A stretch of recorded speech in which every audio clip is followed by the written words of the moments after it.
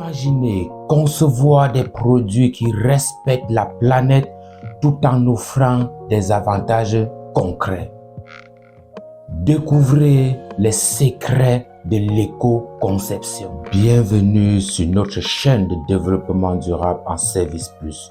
Dans cette chaîne, nous parlons du management des appels d'offres, des services QHSE et de l'environnement dans sa globalité. Pour permettre aux uns et aux autres de comprendre ces principes, comprendre cette thématique d'éco-conception, nous allons travailler sur les points suivants. Définir l'éco-conception, donner les principes de l'éco-conception, donner les avantages de l'éco-conception, suivre avec des exemples pratiques et comment intégrer l'éco-conception dans notre travail. Finir par une simple conclusion. Où les enjeux environnementaux deviennent de plus en plus pressants, l'éco-conception émerge comme une solution clé pour réduire notre impact écologique. Aujourd'hui, nous allons explorer les concepts fondamentaux de l'éco-conception et découvrir comment elle peut transformer notre manière de créer et de consommer. Comme énoncé plus haut, nous allons présenter ce que c'est que l'éco-conception et puis présenter les grands aspects qui sont liés à l'éco-conception, d'où la définition de l'éco-conception.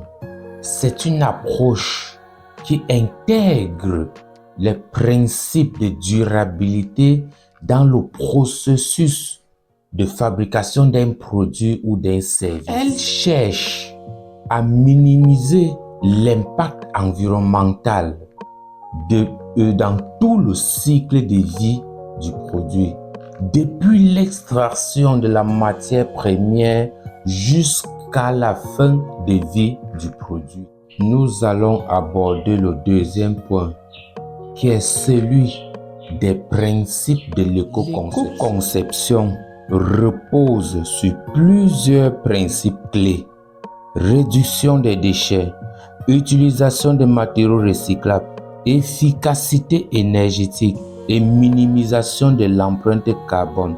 Ces principes guident les concepteurs pour créer des produits qui sont non seulement fonctionnels, mais aussi respectueux de l'environnement. L'éco-conception, c'est important de comprendre que l'éco-conception a trois grands principes à mettre sur pied, à savoir la réduction des déchets qui doit être faite de façon considérable, l'utilisation des matériaux de façon durable et avec une efficacité énergétique. Le cycle de vie d'un produit éco-conçu passe par 5 étapes fondamentales, à savoir, premièrement, l'extraction de la matière première, secondairement, la fabrication, suivre avec la distribution, l'utilisation et enfin, le produit arrive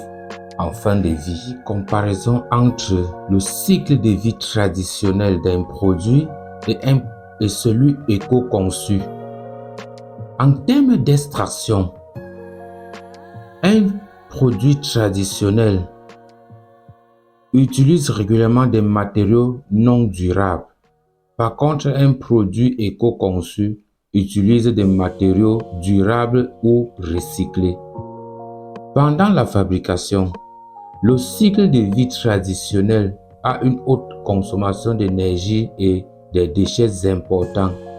Or, le produit éco-conçu a une efficacité énergétique avec une réduction des déchets.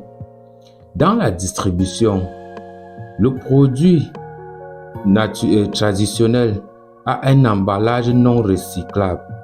Par contre, celui éco-conçu a un emballage écologique et un transport optimisé.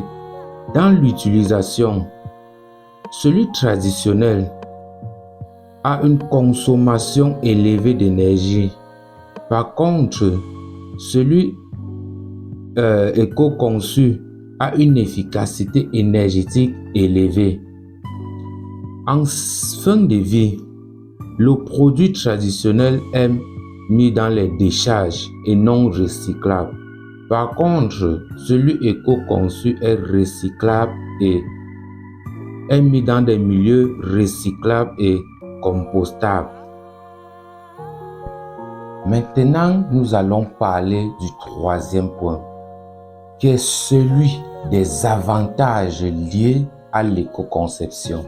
Troisième point, qui est celui des avantages liés à l'éco-conception. Les avantages liés à l'éco-conception sont nombreux, parmi lesquels nous pouvons avoir la réduction du coût de production, l'amélioration de la réputation de la marque, la conformité aux réglementations environnementales, l'amélioration de la durabilité des produits,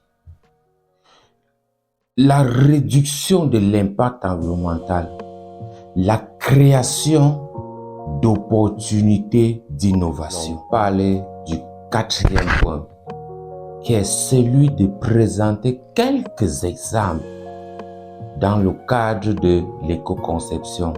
Quels sont les exemples concrets que nous avons sur le terrain concernant l'éco-conception? Le premier point est celui de l'emballage des boissons à partir. Coca-Cola a lancé la Plant Butter, une bouteille fabriquée à partir de plastique recyclé et de matières végétales renouvelables. Cette bouteille utilise jusqu'à 30% de matériaux d'origine végétale et est entièrement recyclable. Deuxième point, parlons de l'éclairage économique avec les ampoules LED. L'exemple de Philips Hue. Philips Hue propose une gamme d'ampoules Hue qui utilise la technologie LED pour offrir une efficacité énergétique élevée et une durée de vie prolongée par rapport aux ampoules à incandescence traditionnelles. Solution écologique avec des matériaux durables. Bâtiment Edge à Amsterdam. Le bâtiment Edge est une innovation idoine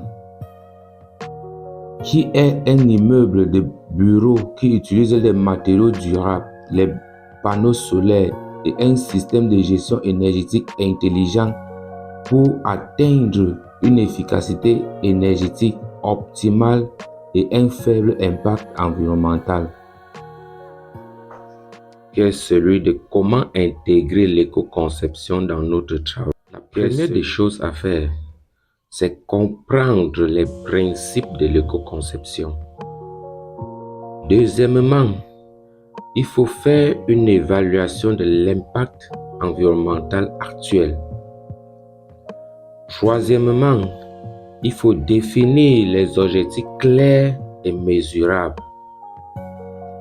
Quatrièmement, intégrer l'éco-conception dans le processus de conception.